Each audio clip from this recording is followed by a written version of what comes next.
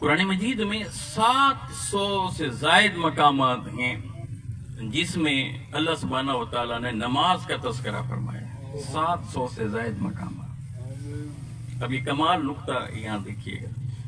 مگر پورے قرآن مجید کا الحمد سے والناس تک آپ مطالعہ کیجیے، قرآن مجید میں نماز کا طریقہ نہیں بیان کیا گیا. اللہ سبحانہ و تعالیٰ چاہتے تو کیا ان 700 مقامات میں سے 7 آیات میں یا 70 آیات میں نماز کا طریقہ عطا فرما دیتے تو بتائیں امت میں کوئی اختلاف رہتا نہ رہتا، کیونکہ طریقہ قرآن میں آ جاتا. مگر اللہ سبحانہ و تعالیٰ نے نہیں بتایا. صحابہ کرام نے عرض کی یا رسول اللہ حکم آ گیا ہے کہ نماز قائم کیجیے، تو نماز ہم کیسے قائم کریں، کیسے ادا کریں؟ تو بس جواب میں ایک لائن آپ نے عطا فرمائی، صلو کما رأیتمونی اصلی. صحیح بخاری کہ نماز اس طرح ادا کرو جیسے مجھے دیکھتے ہو. حضور اللہ کی بارگاہ میں کھڑے ہیں اور امت کو حکم ہے کہ خدا کی بارگاہ میں حاضر ہونے کے لیے مصطفیٰ کو تکتے چلے جاؤ. وہ کھڑے ہوں تو قیام بنتا جائے تمہارا، وہ جھکیں تو رکوع بنے تمہارا، وہ سر کو جس انداز میں زمین پر رکھے تو سجود کریں، اور رب کی بارگاہ میں وہ عبادت بن کر باب قبولیت میں داخل. سبحان اللہ. طریقہ نہیں بتایا اور پھر امت میں اس معاملے میں اختلافات پیدا ہو گئے اور پھر ان کو اتنا بڑھایا گیا کہ اسے تقسیم در تقسیم کا ذریعہ بنا دیا گیا. اور کس امت نے بنایا، کن اہل علم نے بنایا؟ ان اہل علم نے جن کے سامنے قرآن کی آیت موجود تھی، وَاعْتَصِمُوا بِحَبْلِ اللَّهِ جَمِيعًا وَلَا تَفَرَّقُوا، اور اللہ کی رسی کو مضبوطی سے تھام لو اور تفرقے میں نہ پڑو. وَلَا تَفَرَّقُوا کا ایک معنی تو یہی ہوا نا کہ تفرقے میں نہ پڑنا. اگر آپ غور کریں تو اس کا ایک معنی یہ بھی نکلتا ہے وَلَا تَفَرَّقُوا، اور تفریق نہ کرنا، مائنس نہ کرنا، کسی کو اسلام سے خارج نہ کرنا. میرے حبیب علیہ السلام کی، اہل بیت اطہار کی، صحابہ کرام کی محنت یہ تھی کہ عالم کفر میں پڑے ہوئے لوگوں کو دین میں داخل کرتے تھے. آج ہماری بدقسمتی دیکھیں، ہم دین سے خارج کر رہے ہیں. جس اللہ کا یہ حکم ہمارے سامنے تھا وَلَا تَفَرَّقُوا، تفرقے میں نہ پڑنا، تو آپ دیکھیں نماز جیسی عظیم عبادت سامنے تھی، اس میں ہم تفرقے میں پڑ گئے. حالانکہ یہ باب محبت تھا، یہ باب محبت تھا کہ اللہ سبحانہ و تعالیٰ چاہتے تو قرآن مجید میں چند آیات میں نماز کا طریقہ بتا دیتے، مگر نہیں بتایا. کہا کہ عبادت میری کرنی ہے نا، عبادت میری کرنی ہے تو میرے پاس نہ آؤ، میرے محبوب کے پاس چلے جاؤ، ان سے پوچھو یا رسول اللہ مولا کی عبادت کیسے کریں. جیسے جیسے میرے محبوب فرماتے جائیں ویسے ویسے کرتے جانا، تمہاری بندگی اور تمہاری عبادت ہوتی ہے. سبحان اللہ، سبحان اللہ. اور میرے حبیب علیہ السلام نے بھی کیا جواب دیا؟ میرے حبیب علیہ السلام نے فرمایا صلو کما رأیتمونی اصلی. نماز اس طرح سے ادا کرو نا جس طرح سے مجھے کرتا دیکھتے ہو. اب 2 انداز شیئر کرنا چاہتا ہوں کہ کائنات میں جس طرح اللہ سبحانہ و تعالیٰ نے اپنے محبوب مصطفیٰ علیہ السلام سے محبت کی ہے، کسی نے اپنے محبوب سے ویسی محبت کی ہی نہیں. اس کا ایک انداز نماز.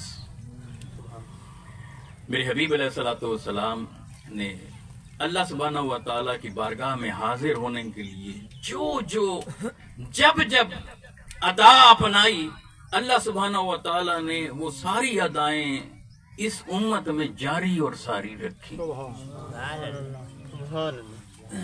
میرے حبیب علیہ السلام نے اگر رفع یدین کیا تو یہ بھی تو میرے مصطفیٰ کی ادا تھی. میرے حبیب علیہ السلام نے نماز میں ہاتھ کھولے تو یہ بھی تو میرے محبوب مصطفیٰ علیہ السلام کی ادا تھی. میرے محبوب علیہ السلام نے نماز میں ہاتھ باندھے، یہ بھی تو میرے محبوب علیہ السلام کی ادا تھی. سبحان اللہ. میرے محبوب علیہ السلام کی جو جو ادا تھی اللہ نے اپنے محبوب کی ہر ادا کو قیامت تک ایسے محفوظ کیا, ایسی مووی بنائی کہ کائنات ساری مل کر بھی اس طرح کی مووی نہیں بنا. سبحان اللہ. ہم تو ویڈیو بناتے ہیں نا کسی منظر کو کیپچر کرنے کے لیے. اللہ سبحانہ و تعالیٰ نے جیتے جاگتے انسانوں کو تیار کیا. اب ہم اس پر اختلاف کرنے لگے کہ ایسے نماز ادا کرنی ہے کہ ایسے, حالانکہ ساری ادائیں میرے محبوب مصطفیٰ علیہ السلام کی تھیں اور ساری سنتیں میرے محبوب مصطفیٰ علیہ السلام کی تھیں. کسی نے ایک سنت کو ترجیح دی, کسی نے دوسری کو, کسی نے ایک ادا کو لے لیا, کسی نے دوسری کو. تھیں تو میرے محبوب کی ادائیں. کسی نے یہ بتایا کہ پہلے میرے محبوب ایسے کرتے تھے, بعد میں ایسے نہیں کرتے تھے. بس ہر ایک نے اپنی اپنی تحقیق اور ریسرچ کو سامنے رکھا. تحقیق اور ریسرچ برحق, مگر ساری ادائیں تو مصطفیٰ کی تھی نا. تو اللہ نے کیا کیا, مصطفیٰ علیہ السلام کے ماننے والوں میں سے ایک کے دل میں یہ بات ڈال دی, ذرا جب نماز میں آیا کرو تو ہاتھ کو کھولے رکھا کرو.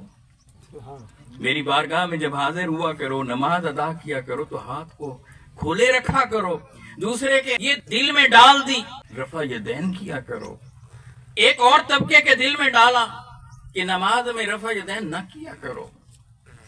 ایک اور طبقے کے دل میں ڈالا کہ ہاتھوں کو باندھے کرو, ہاتھوں کو ایسے ایسے یوں باندھا کرو. کیونکہ کسی دور میں, کسی وقت میں مصطفیٰ علیہ السلام تھے, وہ ادا وقوع پذیر جو ہوئی تھی تو اللہ نے انسانوں کے دلوں میں ڈال دی. اب جب عرش سے مولا اپنی مخلوق کو تکتا ہے, بندگی اور عبادت کرتے دیکھتا ہے, تو ایک ہی وقت میں دیکھتا ہے کہ اس کے محبوب کی ساری ادائیں زندہ ہیں. سبحان اللہ. میرے محبوب نے تو تھوڑے سے وقت کے لیے ہاتھ کھولا تھا نا, تو اب وہ قیامت تک ایک طبقہ اس کے دل میں ڈال دیا کہ مصطفیٰ کی اس ادا کو اپنا لو. میرے حبیب نے کبھی رفع یدین کیا تھا, پھر بعد میں چھوڑ دیا تھا, مگر ایک طبقے کے دل میں ڈال دیا کہ میرے محبوب کی اس ادا کو نہ چھوڑنا. میرے حبیب نے ہاتھ کو باندھا تھا ناف پر, تو ایک بڑے طبقے کے دل میں میرے اللہ نے یہ بات ڈال دی کہ میرے محبوب کی اس ادا کو اپنا لو نا. اب جب رب تعالیٰ مخلوق کو دیکھتا ہے, ان میں سے چنے ہوئے لوگوں کو دیکھتا ہے, مومنوں کو دیکھتا ہے, ایمان والوں کو دیکھتا ہے, کیا دیکھتا ہے کہ ایک ہی وقت میں مصطفیٰ کی ہر ادا پر عمل ہو رہا. بتائیں اس طرح بھی کوئی محبت کرتا ہے؟ تو اللہ سبحانہ و تعالیٰ نے مخلوق کے دلوں کے اندر مصطفیٰ علیہ السلام کی محبت کو ایسے انڈیلا, کہا کہ کبھی تو میرے محبوب نے اس ادا کو ادا کیا تھا, تم میرے محبوب کی کسی بھی ادا کو قضا نہ کرنا. ادا کو قضا نہ کرنا. انہوں نے تو کچھ وقت کے لیے اسے ادا کیا تھا, اس پر جھگڑنا مت. یہ دیکھنا کہ خدا اپنے محبوب سے محبت کیسے کرتا ہے, اس کی ہر ادا کو خدا نے محفوظ کیسے کر رکھا ہے. خدا نے اپنی محبت, اپنے محبوب کی ادا کو اللہ نے سنبھال کر کیسے رکھا ہے, اور قیامت تک کے لیے کیسے رکھا ہے. ارے ہر گزرتے دور میں سبھی کو معلوم ہوگا مصطفیٰ یوں بھی رب کی عبادت کرتے تھے, یوں بھی رب کی عبادت کرتے تھے, یوں بھی رب کی عبادت کرتے تھے. تو جو ادا میرے محبوب ادا کرتے تھے, رب چاہتا ہے کہ میرے محبوب کی کوئی ادا قضا ہی نہ ہو. سبحان اللہ. کتنا پیارا پہلو ہے اس کا. یہ تو باب محبت تھا. ہم اس پر لڑ رہے ہیں, ہم اس پر جھگڑ رہے ہیں. اب ایک اور زاویہ فیل ہوتا ہے احادیث کے مطالعے کے بعد, وہ کیا کہ میرے حبیب علیہ السلام جب ارلی لائف میں تھے تو اس وقت حضور علیہ السلام جوانوں کی طرح کھڑے ہوتے تھے, تو انداز ایسا ہوتا تھا, ہاتھ باندھنے کا انداز بھی ایسا, کھڑے ہونے کا انداز بھی ایسا. پھر وقت گزرتا گیا, عمر مبارک ڈھلتی چلی گئی. اب میرے محبوب علیہ السلام کے اندر جھکاؤ اور رب کی بارگاہ میں بڑھتا چلا گیا. اب اگر یوں کھڑے تھے تو آہستہ آہستہ ہاتھ نیچے آنے لگے, عاجزی اور انکساری کا انداز اور زیادہ اور زیادہ پیارا پیارا پیارا تر ہونے لگا. پہلے ہاتھ اٹھایا کرتے تھے، اب پہلی بار بس ہاتھ اٹھایا تو پھر دوبارہ ہاتھ نہ اٹھایا. پہلے اگر یہاں سینے پہ باندھا تو اب نیچے ناف پر اور یوں جھکے ہیں. اب یوں محسوس ہوتا ہے کہ اللہ کے محبوب صلی اللہ علیہ وآلہ وسلم اس کی بارگاہ میں جب عبادت کے لیے کھڑے ہوتے تو جہاں ریلیکس فیل کرتے، کھڑے ہونے میں جہاں سکون پاتے، تو میرا رب کہتا میرے محبوب کو تکو، اور صرف تکو ہی نہیں بلکہ اس کی اس ادا کو اپنا لو. سبحان اللہ. ان اداؤں کو اللہ نے محبوب بنایا جو اس کے محبوب کی ادائیں تھیں. حضور کا وہ جو انداز آخری عمر مبارک میں ہوا تو وہ زیادہ پسندیدہ قرار پایا کہ اس گھڑی جب رب کے قربتوں میں میرے حبیب جاتے تھے تو یوں جاتے تھے، تو جہاں جہاں ریلیکس ہوتے گئے میرے حبیب اپنا انداز بدلتے گئے، مگر رب نے اپنا کلام نہیں بدلا. اس نے کہا کہ میرے محبوب کو رول ماڈل بنانا، لقد کان لکم فی رسول اللہ اسوۃ حسنہ، کہ میرے حبیب علیہ الصلوۃ والسلام جوڑنے کے لیے آئے ہیں. دلوں کو جوڑتے تھے، سوچوں کو جوڑتے تھے، ٹوٹے ہوئوں کو جوڑتے تھے. دین کا سارا پیغام جوڑنے میں ہے، توڑنے میں نہیں. وَاعْتَصِمُوا بِحَبْلِ اللَّهِ جَمِيعًا وَلَا تَفَرَّقُوا. اہل علم کا کام کاٹنا نہیں ہوتا، جوڑنا ہوتا ہے. اہل علم کا کام نفرت پیدا کرنا نہیں ہوتا، محبت کو پیدا کرنا ہوتا ہے. اہل علم کا کام معاشرے کو تقسیم کرنا نہیں ہوتا، اہل علم کا کام معاشرے کو متحد کرنا ہوتا ہے. اور جو باتیں مدارس کے اندر اسٹوڈنٹ سے ڈسکس کرنے والی ہوتی ہیں، جو باتیں کلاس روم میں شاگردوں کے ساتھ ڈسکس کرنے والی ہوتی ہیں، انہیں پبلک پلیس پہ آپ کیسے کر دیں گے؟ وہ جہاں 4 سال لگیں، 5 سال لگیں، 6 سال لگنے کے بعد ڈسکشن کے بعد وہ جو معاملات لے کر آئیں، اور آپ چاہتے ہیں کہ پورا دین، پورا اسلام 1 گھنٹے کے خطاب کے اندر لوگوں کے دل و اذہان کے اندر آپ انہیں انگیل دیں گے، یہ کیسے ہو سکتا ہے؟ اور اہل علم وہ آئیں اور 1 گھنٹہ خطاب کریں اور اس کے بعد یہ موقع بھی نہ دیں لوگوں کو کہ کھڑے ہو کر وہ سوال کر سکیں. ان کے ذہنوں میں جو سوال پیدا ہوں ان کے جوابات بھی آپ نہ دیں، اٹھ کر چلے جائیں، تو بتائیں ہم نے پیغام دیا تو پھر کیا دیا؟